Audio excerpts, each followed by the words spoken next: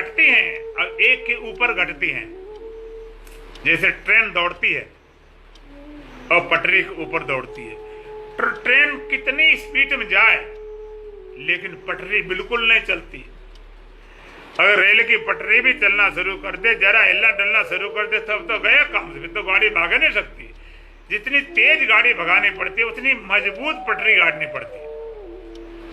खूब तेज भागे फिर चिंता फिकर नहीं। तो जितना मन अशांत बेचैन होता है, साक्षी उतना ही मजबूत अंदर होता है। बिना साक्षी पता ही नहीं चलता, कुछ पता नहीं चलेगा साक्षी मौजूद है, लेकिन उसको हम भूल जाते हैं। बस विषय पकड़ बैठ जाते हैं। यही पकड़ बैठ गए, हम यही बनकर बैठ गए, इसी को लेकर बैठ गए। तो एक गुण गुणम बरत रहे, तुम साक्षी मात्र, कुछ होता रहे बोलने दो। आंख द्वारा रूप दिखाई पड़ा और पैर चलते चले आए, गुणगुणम बरतते आए। अभी गुणगुणम बरत रहे हैं, जाओगे गुणगुणम बरतते चले जाएंगे। हाथ वायु के सत्व गुण से त्वचा बनी, रजोगुण से हाथ बना। कहीं खुजली हुई तुरंत हाथ पहुंच जाता बिना कोशिश किए। वो जो ज्ञान हुआ कि यहाँ पर खुजली है, कोई कीड़ा बैठ गया, मच्छर बैठ गया, हाथ तुरंत पहुंच गया। रजोगुण सत्वगुण गुणगुणम बरतते रहे। रसना रस ग्रहण करते हो, उपस्थ रस का त्याग करते हो। रस ग्रहण नहीं करोगे त्याग क्या करोगे? त्याग करना बंद, ग्रहण करके कहां ले जाओगे? गुणगुणम बरतते रहे। इधर ग्रहण किया त्याग किया, ग्रहण किया त्याग किया। और नासिका से गंध ग्रहण होती है, गुदा से उसका त्याग होता है। ये सारे गुण गुणों में बरते। पूरा तुम्हारा पूरा जीवन जन्म से लेकर अब तक गुण गुणों में बरतता था, गुण गुणों में बरत रहा है, गुण गुणों में बरता चला। तुम साक्षी मात्र, तुम केवल जानने वाले हो, तुम्हें बरतने वाले नहीं हो। तुम केवल जान रहे हो, केवल प्रकाश रहे हो, तुम साक्षी मात्र। तो गुण गुणों में बरत रहे हैं। तो भगवान कहते हैं गुण गुणों में बरत रहे हैं, तुम कुछ भी करने वाले नहीं हो। इंद्रियां अपने अर्थों में बरत रही हैं, गुण गुणों में बरत रहे हैं। तो निष्क्रिय है। अष्टावक्र जी महाराज कहते हैं निष्क्रिया निसंगा निष्क्रियासी। तो निष्क्रिय है, निष्क्रिय करना नहीं, निष्क्रिय बनाना नहीं। हम निष्क्रिय का वजह सारे काम छोड़ के बैठ जाए। लोग सोचे सारे कर्म करना बंद कर दे, काम छोड़ के बैठ जाए तो हम निष्क्रिय हो जाएंगे। सारे कर्म को छोड़कर हम निष्क्रिय हो जाएंगे। निष्क्रिय नहीं हो जाओगे, आलसी हो जाओगे, अकर्मण्य हो जाओगे, निष्क्रिय नहीं हो जाओगे। काम करना छोड़ के बैठ गए, छोड़ने रूप क्रिया हो जाएगी। तुम निष्क्रिय हो, तुम्हें कभी क्रिया हुई नहीं।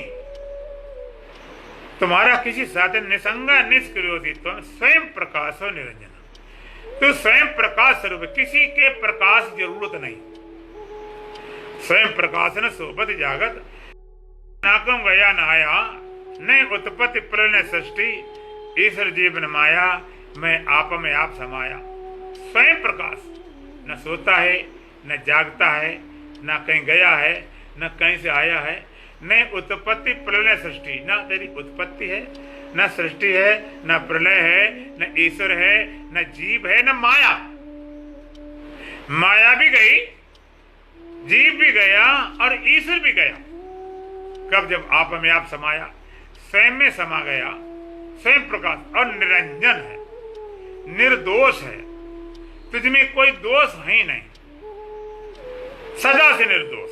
ऐसा नहीं कि हम दोषी, हम दोष को हटाएं, दोष को मिटाएं। इस साधना करने से निर्दोष हो जाओगे। इतने पुण्य करो तो निर्दोष हो जाओगे। मल को हटाओ, विक्षेप हटाओ, आवरण हटाओ, दोषों मिटाओ। कहते नहीं, तो निरंजन है, जन्मजात निरंजन है, स्वभाव से सदा से है निर्दोष। तुझमें कोई दोष है नहीं, मान रखा, मान रखा अपने को दोषी। तो निरंजन स्वभाव से, स्वरूप से। निसंगा निष्क्रोसी तुम स्वयं प्रकाश हो निरंजना। तो स्वयं प्रकाश है, निरंजन है और क्रिया रहित है, निसंग है, असंग है। फिर बंधा क्यों? फिर बंधन का हेतु क्या है? बंधन का कारण है क्या है? कह अयम ए भी ते बंदा, अयम ए भी ते बंदा, तेरा यही बंधन है। क्या बंधन है? समाधि में अनुतिष्ठ से, समाधि का अनुष्ठान कर रहा है, समाधि लगा रहा है। काय के लिए? मुक्त होने के लिए, शुद्ध होने के लिए, आनंदित होने के लिए समाधि का अनुष्ठान कर रहा है। अर्थात समाधि लगाकर तू शुद्ध होता है, तू असंग होता है, तू निष्क्रिय होता है, तू निरंजन होता है समाधि लगाकर। यही तेरा बंधन है, ये अंतिम बंधन। और सारे बंधन तो छूट गए, इस बंधन को भी तोड़ना पड़ेगा। लेकिन ये बंधन कब तोड़ो? जब सारे पहले बंधन तोड़ दो। पहले तुमको समाधि जरूरत नहीं तो छुट्टी करो, पहले हो तो तुम्हारे पास तब ना। लोग कहते हैं हम दान कर दिया, 2 करोड़ का दान कर दिया। अब एक भिखारी कहे हमने भी दान कर दिया, मेरे पास कुछ नहीं, उसके पास कुछ नहीं। तब कुछ हो तब तो दान करोगे, होगा ना? दान करोगे किसका? समाधि होगी तभी छोड़ोगे, लगती नहीं तो क्या छोड़ोगे? समाधि अंतिम बंधन और सारे बंधन। जैसे गांव में कभी लोग जाते हैं तो पैर में कांटे लग जाते हैं। अब वहां गांव में देहात में अब पैर में बहुत कांटे लग गए, वहां कोई साधन होता नहीं, कैसे निकाले जाएं? तो कहते भाई इसमें एक बड़ा कांटा तोड़ो, बमूल पे चढ़ के, और बड़ा मजबूत नया टूटते फूटते नया कांटा मजबूत तोड़ के लाओ भाई। उसको नया कांटा लेकर आए, नया कांटा लेकर आए, फिर उससे धीरे धीरे सारे कांटे निकाल दिए। एक एक करके जितने पैर में कांटे लगे थे उस कांटे से निकाल दिया गया। अब कोई कहे कि तुम्हारे पैर में कांटे, रुको अभी मैं तुम्हारे निकालता हूं, कांटा लेकर आ जाए। हाँ। तो अब तुम कहो एक तो वैसे कांटे लगे और दूसरा कांटे चुप हो गए ना। एक तो कांटे हमारे लगे देखने और दूसरा कांटा लेकर आए और ज्यादा चुप हो गए और ज्यादा करोगे। और चुप होने के लिए नहीं, वो तो निकालने के लिए। सारे कांटे बीन बीन निकाल दिए, फिर पूरे कांटे निकल के साफ हो गया। जब सारे कांटे निकल गए तो क्या इस बड़े वाले कांटे को अपने खीसे में रखोगे, अपने पर्स में रखोगे क्या? अब इसकी जरूरत रहेगी क्या? कहते नहीं अब तो सब निकल गए, अब तो सब निकल गए तो इसको फेंक दो, अब इसकी जरूरत नहीं। इसकी जरूरत तभी तक थी जब तक कांटे लगे थे, वो निकल गए तो इसको भी फेंक दिया गया। इसी तरह से समाधि सबसे बड़ा कांटा है। सारे कांटों को निकालने के बाद तब इसको फेंकना, पहले नहीं फेंक देना। लेंटर डालने के लिए ढोला बनाते हैं, बल्ली बांस लगाते हैं, प्लेट लगा, दुनिया भर का लगाते हैं सामान, तब लेंटर पड़ पाता है। आपको क्यों? इनकी जरूरत तो है नहीं। जो लेंटर पड़ा होता है उसमें ना कोई बल्ली लगे ना बांस लगे, वो तो बिल्कुल है क्लियर। तब इनकी क्या जरूरत? कहती इनके बिना लेंटर बनेगा नहीं, इनके बिना लेंटर हम डाल नहीं सकते, बना नहीं सकते।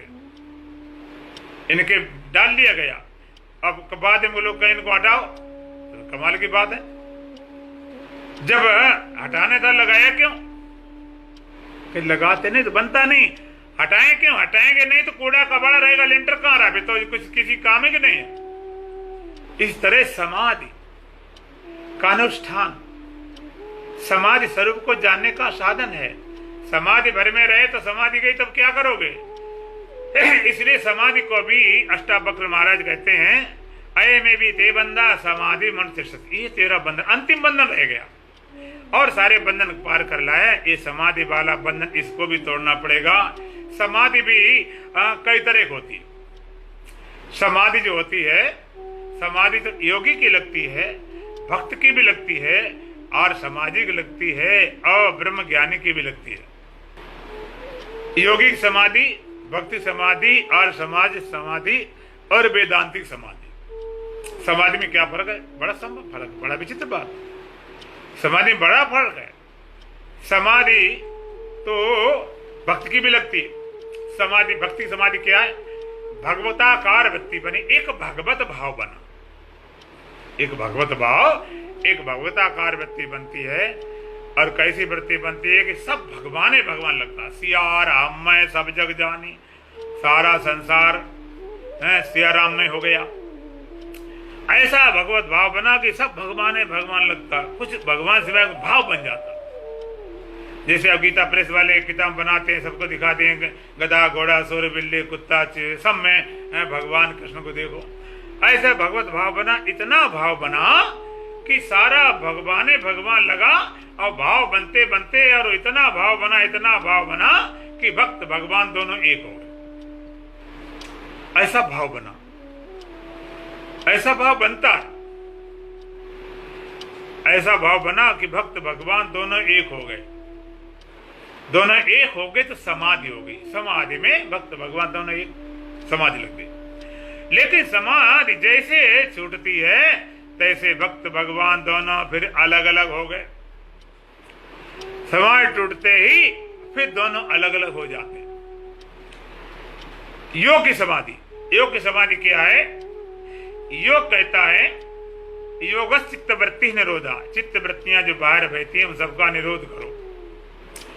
और सब निरोध करने के बाद क्या होगा? तदा दृष्टु स्वरूप अवस्थान, दृष्टा अपने स्वरूप में चला गया, समाधि हो गई। योग कहता है जो दृष्टा है, पहले दृष्टा ने दृश्य को देखा, दृश्य को फेंकना शुरू किया, हटाता गया, ये संसार पेड़ पौधे पहाड़ सबको फेंकता गया।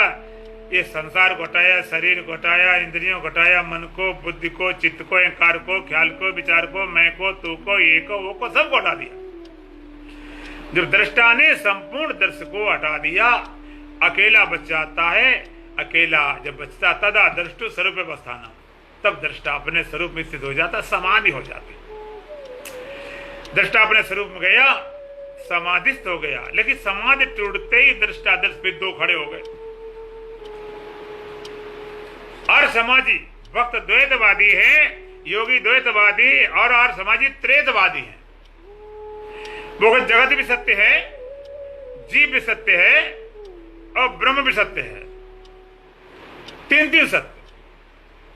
उनका सिद्धांत क्या है? समाजियों का कहते समाधि में जीव जगत को छोड़कर और ब्रह्म से मिल जाता है। वो कहते कभी जीव ब्रह्म होता नहीं, जीव केवल समाधि में मिलकर ब्रह्म हो जाता है, ब्रह्मवत, ब्रह्म जैसा, ब्रह्म से मिला, ब्रह्मवत हो गया। और समाधि टूटते ही फिर अलग हो गया।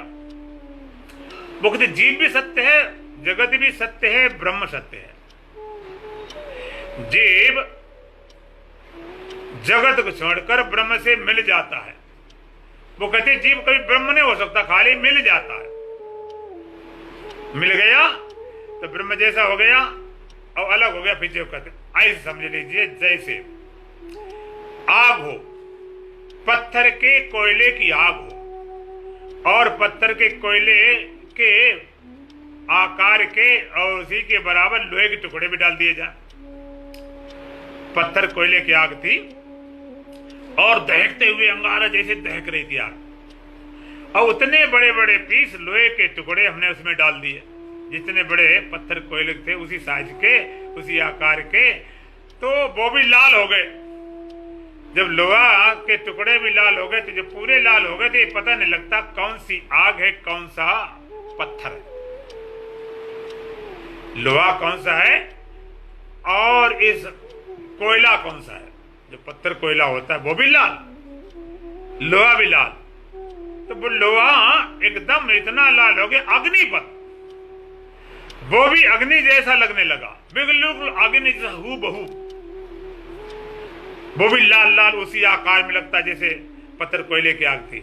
और उसमें अगर स्पर्श करे तो जला भी देगा, अगर उस लोहे को कोई छूने जाए तो जला भी देगा।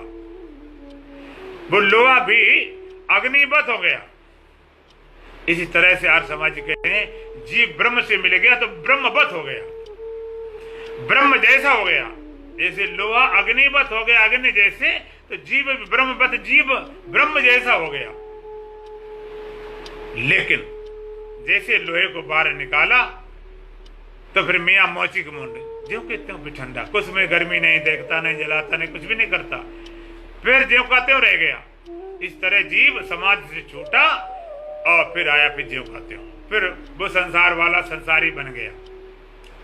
और समाधि कहती जिसकी समाधि लगती उसकी 36 कल्प 36 कल्प तक मुक्ति रहती, उसके बाद संसार में फिर आना पड़ता, 36 कल्प बाद दोबारा फिर जन्म लेना पड़ता। त्रेतवादी जीव भी सत्य है, जगत भी सत्य है, ब्रह्म सत्य है। जीव जगत छोड़कर ब्रह्म से मिल जाता है समाधि काल में। ये समाधि और समाधि। अब सुनो जरा वेदांत की समाधि, भक्ति की समाधि, योगी की समाधि और समाधि, ये तीनों खंडित समाधि हैं। वेदांत की अखंड समाधि, खंड कभी होता नहीं, काल सके न मार, ऐसे देव अखंड के निस्दिन जय जयकार। अखंड समाधि, वहां पर भक्त की समाधि क्या, एक भगवताकार वृत्ति बनी, भगवत भाव बना, ऐसा भाव बना, भक्त भगवान समाधि में दोनों एक हो गए और समाधि टूटी फिर अलग अलग। योग की दृष्टा भाव ऐसा बना दृष्टा भाव कि सारा दृश्य दृष्टा में समा गया, सब मिट गया, और सब मिटने के बाद फिर दृष्टा अकेला बचा, फिर अपने स्वरूप तदा दृष्टि स्वरूप अवस्थानम, अपने स्वरूप में चला गया, समाधि हो गई।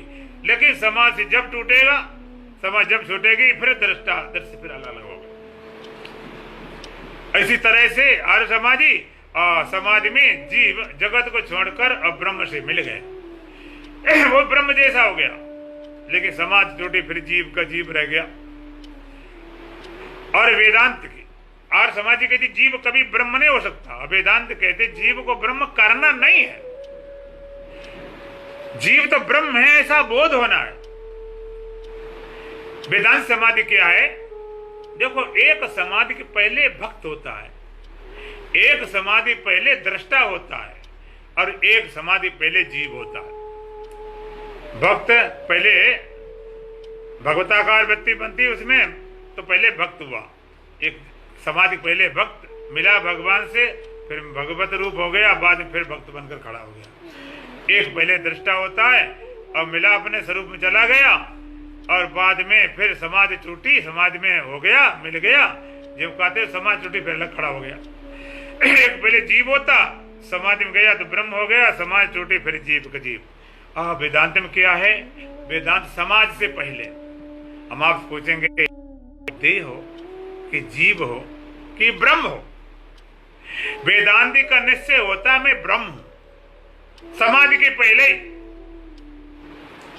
अहम ब्रह्म अस्मि, अहम ब्रह्म मैं हूं, ये निश्चय करो सच्चिदानंद में हूं।